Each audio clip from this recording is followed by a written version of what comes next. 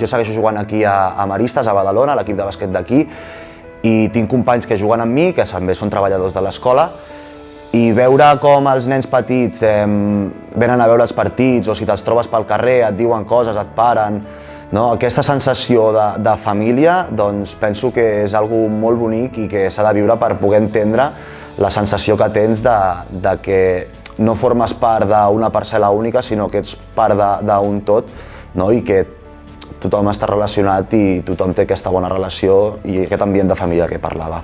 Crec que és una experiència excepcional perquè és un bon lloc on formar-te com a persona. I jo totes les meves amistats que he creat aquí dins d'aquesta escola les considero amigues meves i persones excepcionals.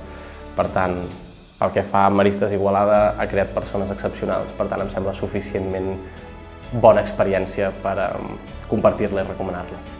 Perquè si no hagués viscut tots aquests moments és que no seria jo.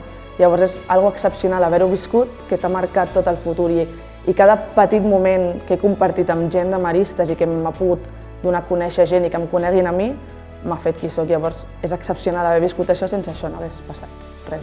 Poder anar cada dia a l'escola ja és una experiència excepcional. Aprendre és una experiència excepcional, que t'expliquin coses, que et respectin, que t'ensenyin, no? Que et respectin com a infant, els teus drets. No només és anar al col·le i estudiar, sinó és tot el que et comporta, no? Tant dintre de l'aula com fora, si hem fet excursions o viatges. També tinc molt bons records d'intercanvis que hem fet, viatges, excursions, que això no es fa a tot arreu. I realment aquí jo m'emporto molts bons records, tant d'aquestes experiències fora de l'aula, però dintre de l'aula també la cosa anava més enllà de fer feina.